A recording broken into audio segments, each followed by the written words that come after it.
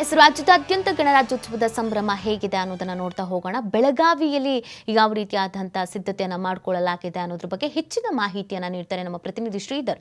Live ನಲ್ಲಿ join ಆಗ್ತಾ ಇದ್ದಾರೆ. ಶ್ರೀಧರ್, ಬೆಳಗಾವಿಯಲ್ಲಿ ಗಣರಾಜ್ಯೋತ್ಸವದ ಸಂಭ್ರಮ ಯಾವ ರೀತಿಯಾಗಿದೆ, ಏನೆಲ್ಲ ವಿಶೇಷ ಕಾರ್ಯಕ್ರಮಗಳು ಇವತ್ತು ನೆರವೇರುತ್ತೆ? ನಿತ್ತೀಗ ಗಡಿ ಜಿಲ್ಲೆ ಬೆಳಗಾವಿಯಲ್ಲಿ ಕೂಡ ಗಣರಾಜ್ಯೋತ್ಸವ ಸಂಭ್ರಮ ಮನೆ ಮಾಡಿದೆ ಅಂತ ಹೇಳ್ಬೋದು. 75ನೇ ಗಣರಾಜ್ಯೋತ್ಸವದ ಧ್ವಜಾರೋಹಣಕ್ಕೆ ಇನ್ನೇನು ಕೆಲವೇ ಕ್ಷಣಗಳಲ್ಲಿ ಧ್ವಜಾರೋಹಣ ನೆರವೇರುತ್ತೆ. ಬೆಳಗಾವಿಯ ಜಿಲ್ಲಾ ಕ್ರೀಡಾಂಗಣದಲ್ಲಿ ಒಂದು ಧ್ವಜಾರೋಹಣ ನೆರವೇರುತ್ತೆ. ಅಂದ್ರೆ ಜಿಲ್ಲಾ ಉಸ್ತುವಾರಿ ಸಚಿವರಾದ ಸತೀಶ್ ಜಾರಕಿಹೊಳಿ ಸರಿಯಾಗಿ 9 ಗಂಟೆಗೆ ಒಂದು ಧ್ವಜಾರೋಹಣ ನೆರವೇರಿಸುವಂಥದ್ದು.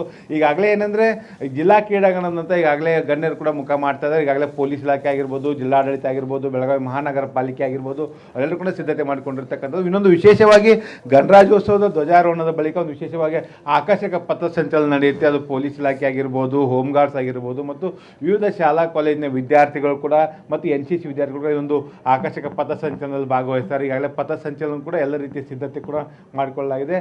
ಸರಿಯಾಗಿ 9 ಗಂಟೆಗೆ ಏನು ಜಿಲ್ಲಾ ಉಸ್ತುವಾರಿ ಸಚಿವ ಸತೀಶ್ ಜಾರಕಿಹೊಳಿ ಜಿಲ್ಲಾ ಕ್ರೀಡಾಂಗಣಕ್ಕೆ ಆಗಮಿಸ್ತಾರೆ. ಬಂದ ತಕ್ಷಣವೇ ಒಂದು ಧ್ವಜಾರೋಹಣ ನೆರವೇರಲಿದೆ. ಅದಾದ ಬಳಿಕ ಒಂದು ಆಕರ್ಷಕ ಪಥಸಂಚಲನ ನಡೆಯುತ್ತೆ. ಅದಾದ ಬಳಿಕ ಜಿಲ್ಲಾ ಉಸ್ತುವಾರಿ ಸಚಿವರು ಏನು ಗಣರಾಜ್ಯೋತ್ಸವದ ಅಂಗವಾಗಿ ಏನು ಸಾರ್ವಜನಿಕರು ಉದ್ದೇಶಿಸಿ ಮಾತನಾಡಲಿದ್ದಾರೆ ಅಂತ ಹೇಳ್ಬೋದು. ಈಗಾಗಲೇ ಏನು ಪಥಸಂಚಲನಕ್ಕೆ ಬೇಕಾದಂಥ ವಾಹನದ ವ್ಯವಸ್ಥೆ ಕೂಡ ಸಿದ್ಧ ಆಗಿರ್ತಕ್ಕಂಥದ್ದು. ಈಗಾಗಲೇ ಏನು ಒಂದು ಕೊನೆಯ ಹಂತದ ಸಿದ್ಧತೆ ಪರಿಶೀಲನೆ ಕೂಡ ಪೊಲೀಸ್ ಇಲಾಖೆಯಿಂದ ಮಾಡಲಾಗ್ತಾ ಇದೆ ಪಥಸಂಚಲನಕ್ಕಾಗಿ. ಒಟ್ಟಿನಲ್ಲಿ ಹೇಳ್ಬೇಕಂದ್ರೆ ಗಡಿ ಜಿಲ್ಲೆ ಬೆಳಗಾವಿ ಕೂಡ ಒಂದು ಏನು ಗಣರಾಜ್ಯೋತ್ಸವದ ಸಂಭ್ರಮ ಕಳೆ ಕಟ್ಟಿದೆ. 75ನೇ ಒಂದು ಗಣರಾಜ್ಯೋತ್ಸವದ ಧ್ವಜಾರೋಹಣ ಇನ್ನೂ ಕೆಲವೇ ಕ್ಷಣಗಳಲ್ಲಿ ನೆರವೇರಲಿದೆ. ನೀತಿ ಶ್ರೀಧರ್, ಗಣರಾಜ್ಯೋತ್ಸವದ ಸಂಭ್ರಮದಲ್ಲಿ ಇವತ್ತು ಯಾರೆಲ್ಲ ವಿಶೇಷ ಅತಿಥಿಗಳು ಭಾಗಿಯಾಗ್ತಾ ಇದ್ದಾರೆ ಮತ್ತು ಅಲ್ಲಿನ ಭದ್ರತೆಗೆ ವ್ಯವಸ್ಥೆ ಯಾವ ರೀತಿ ಆಗಿದೆ ಶ್ರೀಧರ್?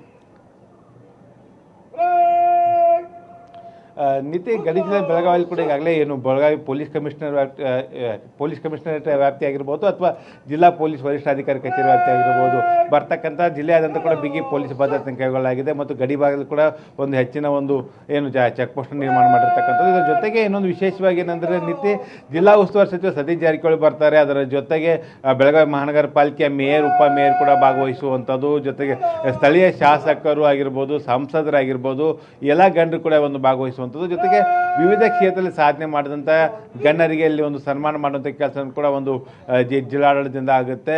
ಒಟ್ಟಿನಲ್ಲಿ ಏನು ಗಣರಾಜ್ಯೋತ್ಸವಕ್ಕೆ ಈಗಾಗಲೇ ಸಕಲ ಸಿದ್ಧತೆ ಕೂಡ ಮಾಡಿಕೊಳ್ಳಲಾಗಿದೆ. ನೀತಿ ಓಕೆ, ಧನ್ಯವಾದ ಶ್ರೀಧರ್ ತಮ್ಮೆಲ್ಲ ಡೀಟೇಲ್ಸ್ಗಾಗಿ.